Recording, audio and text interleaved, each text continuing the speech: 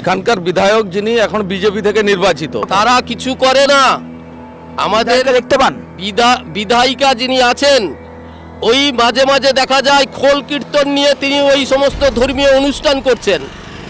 অন্য কোনো কাজের কোনো তার কাছে কোনো বালাই নেই, কোনো উন্নয়নের কাছে তিনি কিন্তু দাঁড়াচ্ছেন না। ওটা কোনো উন্নয়ন বলে আমরা কোনো কিছু দেখতে পাচ্ছি না। যা কিছু আসছে, যা কিছু হচ্ছে ওদের পকেটেই যাচ্ছে। কোনো সাহায্য পাইনি, কোনো উন্নয়ন নাই ওদের। দেখা সাক্ষাৎও পাওয়া যায়নি।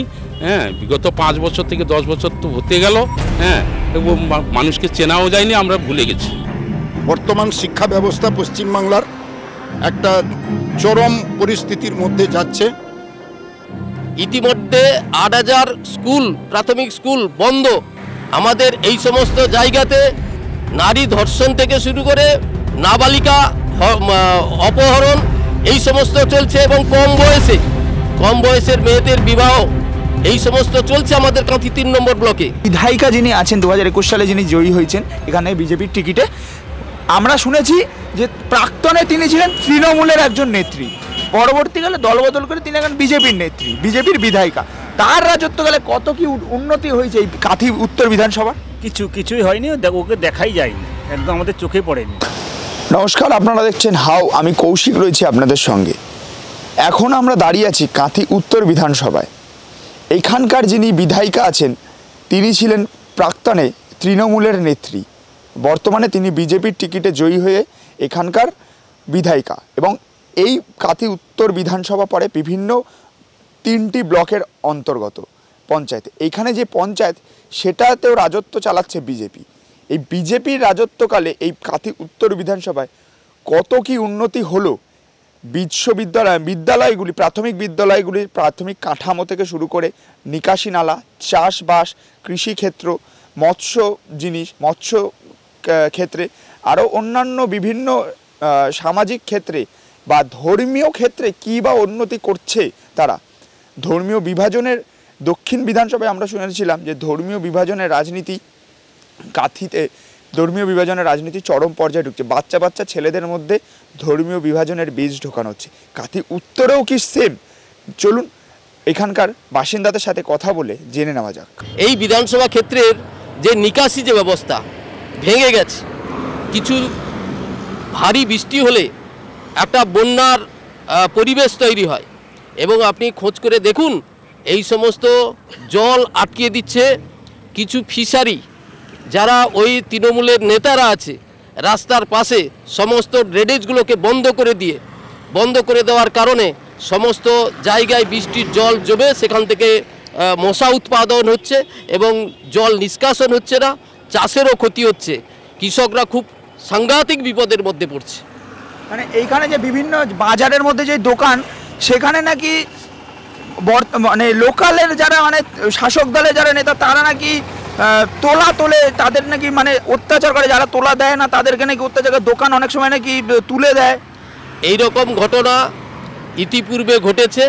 বর্তমান NH চড়া হয়ে যাওয়ার কারণে কিছু দোকান ভাঙচুর হয়ে সরে গেছে, মানে যারা ওই রাস্তার পাশে যারা হকারি, তাদের পুনর্বাসন, হকার আইন অনুযায়ী তো পুনর্বাসন দেওয়ার কথা। পুনর্বাসনের এখানে কোনো সিস্টেমই নেই। যে সমস্ত গরিব মানুষ দোকানদারি করতো, চা দোকান করতো বা ছোটোখাটো দোকান করতো, তাদের কোনো পুনর্বাসনের কোনো বিষয় নেই। তারা চলে গেছে, যে যার বাড়ি চলে গেছে। তাদের এখন হচ্ছে গিয়ে বাড়ি চলে যাওয়ার পরবর্তীকালে অর্থনৈতিক অবস্থা খুব সংকীর্ণ, তারা এখন পরিযায়ী শ্রমিকে রূপান্তরিত হয়েছে। বিভিন্ন যারা আমরা দেখছিলাম যে নতুন কনস্ট্রাকশন যেখানে হচ্ছে সেখানে বাচ্চা ছেলেরা তারা মজুরের কাজ করছে, কেউ ছেনি হাতুড়ি নিয়ে, যাদের হাতে কলম থাকার কথা তাদের হাতে হয়েছে ছেনি হাতুড়ি।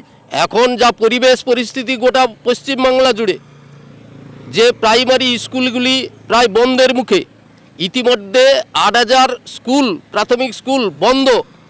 MSK যেগুলো ছিল বামপন্থী সরকার তৈরি করেছিল, যে অধিক দূরত্ব থাকার কারণে হাই স্কুলে যেতে পারছে না, ছেলে মেয়েদের পড়াশোনার জন্য MSK, বাচ্চা ছেলেদের পড়ানোর জন্য শিশু শিক্ষা কেন্দ্র, সেগুলোতে যে শিক্ষিকা ছিলেন তাতে বামফ্রন্ট সরকার চলে যাওয়ার পরে সেই সমস্ত জায়গায় কোনো নতুন করে অ্যাপয়েন্টমেন্ট হয়নি। এবং MSK ইতিমধ্যে আমাদের কাঁথি 3 নম্বর ব্লকে প্রায় 2-3টি MSK বন্ধ হয়েছে, আপার একটা দুটো আপার প্রাইমারি বন্ধ হয়েছে, শিশু শিক্ষা কেন্দ্র ঢুকছে, কোথাও কোথাও দু জায়গার শিশু শিক্ষা কেন্দ্রের দিদিমণিরা কাজ করছেন। স্বাভাবিক কারণে গোটা পরিবেশটা খুব খারাপ অবস্থাতে গেছে। আপনি কাঁথি উত্তর বিধানসভার বাসিন্দা, তাই তো? এই যে আপনার পেছনে যে আমি স্কুলটি দেখতে পাচ্ছি, স্কুলটির বর্তমানে বেহাল দশা, মানে স্কুলে শিক্ষক তেমন নেই, ছাত্রছাত্রীরাও তেমন আসেন না। আপনি অঞ্চলের বাসিন্দা, যে আপনি কি দেখছেন যে মানে এখানকার যে পঞ্চায়েত প্রধান বা এখানকার যে যিনি বিধায়িকা আছেন তার কতটা সাহায্য পেয়েছে স্কুল? না, আমি যতটুকু জানি এই উত্তরকান্থি বিধানসভার বিধায়িকা তিনি এসব প্রতিষ্ঠানে কোনো দিনই তাদেরকে দেখা যায় না। বর্তমান এই পঞ্চায়েতটা পরিচালনা করছেন বিজেপির নতুন প্রধান হয়েছে। যদিও তার কাজকর্ম সম্পর্কে এখনো পর্যন্ত এলাকার মানুষ তেমন কোনো সাড়া ফেলতে পারেনি এলাকার মানুষের কাছে। আর পঞ্চায়েতের যে দুরবস্থাটা চলছে এখন, যে অবস্থাটাই পঞ্চায়েতে আছে, সেই জায়গায় দাঁড়িয়ে মানুষ হতাশাগ্রস্ত। কারণ প্রতিনিয়ত সাধারণ মানুষের উপর রেশন কার্ড, বার্ধক্য ভাতা, বিধবা ভাতা, তারপর আপনার আধার কার্ড, এগুলো নিয়ে প্রতিদিন ব্লক অফিস, পঞ্চায়েত অফিস করতে করতে বাড়ির মা বোনেদের হন্তদন্ত অবস্থা। এই পরিস্থিতিতে পঞ্চায়েত চলছে। আর উত্তরকান্থির বিধায়িকাকে আমরা কখনো দেখতে পাইনি কোনো অনুষ্ঠানে। বাকি শিক্ষা প্রতিষ্ঠানের কথা বলছেন, সেটা তো বলতে গেলে অনেক কথাই বলতে হয়, তবে শুধু একটা কথা বলতে চাই, বর্তমান শিক্ষা ব্যবস্থা পশ্চিমবাংলার একটা চরম পরিস্থিতির মধ্যে যাচ্ছে। কেন না, একটা স্কুলে যদি রোল স্ট্রেন্থ 1600, 1700, 1800 হয়, সেখানে যদি শিক্ষক থাকে 10 জন 12 জন, তাহলে সেই জায়গায় পড়াশোনা কী ধরনের হচ্ছে, কি ব্যবস্থা হচ্ছে। শিক্ষকের প্রশ্নে সারা পশ্চিমবাংলা, সারা ভারতবর্ষের মানুষ জানে শিক্ষক নিয়োগকে কেন্দ্র করে কী ধরনের ব্যবস্থা আমার পশ্চিমবঙ্গ সরকার করছেন। যে মানে এখানকার যিনি বিধায়িকা আছেন তার রাজত্বকালে কতটা উন্নয়ন হয়েছে? 2021 থেকে 2026-এর বিধানসভা নির্বাচন দোরগোড়ায়। ওটা কোনো উন্নয়ন বলে আমরা কোনো কিছু দেখতে পাচ্ছি না। যা কিছু আসছে, যা কিছু হচ্ছে, ওদের পকেটেই যাচ্ছে। উন্নয়ন করছে সাধারণ মানুষকে, আপনারা আমাদের যেমনি জিজ্ঞাসা করছেন, অন্যান্য মানুষকে জিজ্ঞাসা করলে জানতে পারবেন ওরা কোনো উন্নয়নের ধারে পাশে নেই। যা কিছু হচ্ছে সাধারণ মানুষ জানে না, নেতারাই জানে। আপনারা সাধারণ মানুষ যারা এখানকার বাসিন্দা, তারা আপনারা বিধায়িকাকে দেখতে পান? ও অঞ্চলে আসা গেছে না, এলাকাতে বছরে এক আধবার কোনো অনুষ্ঠান হলে, ওদের রাজনৈতিক কোনো কর্মকাণ্ড থাকলে আসেন। রাজনৈতিক এখানকার যা প্রাথমিক, যারা আমি বহু মানুষের সাথে কথা বলছেন, যে প্রাথমিক স্কুলগুলোর পরিকাঠামো একেবারে তলানিতে এসে ঠেকেছে। আপনি সঠিক কথা বলেছেন যে পশ্চিমবঙ্গে সরকারের শিক্ষানীতি যা চলছে বর্তমানে, আমরা সবাই বুঝতে পারছি। ইতিমধ্যে 8000 স্কুল বন্ধ হয়ে গেছে, প্রাইমারি স্কুলগুলো, তাদের পরিকাঠামো বলতে কিছু নেই, তলানিতে লেগেছে। এমনি একটা পরিস্থিতিতে এদের কিন্তু হুঁশ নেই, এরা কিন্তু সে কথা চিন্তা করছে না। এরা প্রত্যেকটা নেতা আমরা দেখছি, তৃণমূল যারা করছে, যারা বিজেপি করছে, কি করে নিজেদের আখের গোছানো যায় সে বিষয়ে এরা সচেষ্ট। মানে এক কথায়, মানে এখন এখানে যারা সাধারণ মানুষ আছে, তাদের মুখে একটাই কথা সবসময় শোনা যাচ্ছে, যে ধর্মের নামে ভোট করা হচ্ছে। আচ্ছা, মানুষের অভাব, অনটন, দুঃখ, যন্ত্রণা, তার কোনো কথা নাই। রাজনৈতিক নেতারা এসে যাচ্ছে, উভয় দেখছি আমরা। একটা জিনিস দেখছি কি, যে শুধু রাজনীতির কথা বলছে কিসের, ধর্মের ভিত্তিতে। সনাতনী আসো, সনাতনী ধর্ম, এই ধর্ম টর্ম নিয়ে আগে আমরা জানতামও না, বুঝতাম না। ওরা সব নেতা মানে সব স্লোগান দিচ্ছে, নেতৃত্ব দিচ্ছে, বলছে, পেপার পত্রিকা উঠেছে কি সনাতনী নিয়ে এসছে, সনাতন ধর্ম, সনাতনী, হিন্দু মুসলমানের ভাগাভাগি করছে ওরা।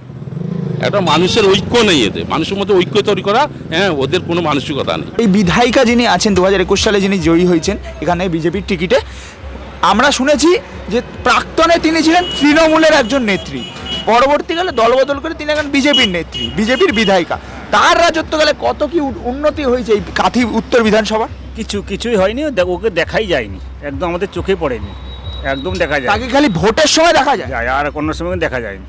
তা এইখানে যে স্কুলের ব্যবস্থা, যে পঞ্চায়েতেও তো বিজেপি, মানে পঞ্চায়েতেও বিজেপি, বিধায়িকাও বিজেপি, কিন্তু বিজেপি যে বলে যে আমরা রাজ্যে আসলে উন্নয়ন করব, কিন্তু এই রাজ্যে ক্ষমতা আছে কিন্তু যেই যে বিধানসভা পঞ্চায়েতে জিতে, তার মানে সেখানে তারা কোনো উন্নয়ন করেনি, কিছু করেন, যাহা বিজেপি তা তৃণমূল, যাহা বিজেপি তাই তৃণমূল, দুলোকে একই ব্যাপার। মানে এইখানে তার মানে কি কবে উন্নতি হয়েছে এখানে? বামফ্রন্টের সময় থেকে 35 বছরের উন্নতি হয়েছে। মানে বামফ্রন্টের পর আর তেমন কোনো উন্নতি এখানে হয়নি। 1 ইঞ্চি কোনো স্কুলগুলো যেগুলো রয়েছে সবই বামফ্রন্টের সময়, নতুন ভাবে স্কুলের তো পরিকাঠামোগত মানে বিভিন্ন টিচার থেকে শুরু করে কিছুই আমরা দেখতে পাই না। না, সেই ছিল পরপর থেকে একের বের চলে যাচ্ছে, চাকরি চলে যাচ্ছে, ঘুষ, তৃণমূলের ঘুষ, চাকরি সব চলে যাচ্ছে। আপনি কি মনে করেন যে 2026-এর নির্বাচনটা কিসের ভিত্তিতে হবে, ভাতের ভিত্তিতে নাকি জাতের ভিত্তিতে? 26 সালের যে নির্বাচন হবে তেমুখী প্রতিদ্বন্দ্বিতা হবে। না, আমি বলতে চাইছি যে ধর্মের ভিত্তিতে বিজেপি চাইছে ভোট করাতে, তারা বলছে যে আমরা হিন্দুদের ভোটে জয়ী হয়েছি বিধানসভায়। না, ওটা পারবে না, ওটা যা বলছে ও পারবে না। মানে তারা আপনারা বলছেন যে সাধারণ মানুষ জাতের ভিত্তিতে ভোট করাবে, ভাতের ভিত্তিতে ভোট করাবে। হ্যাঁ, 100 আপনারা ভাতের পক্ষে? হ্যাঁ, আমরা জাতপাত নিয়ে আমরা কোনো বিশ্বাস করি না।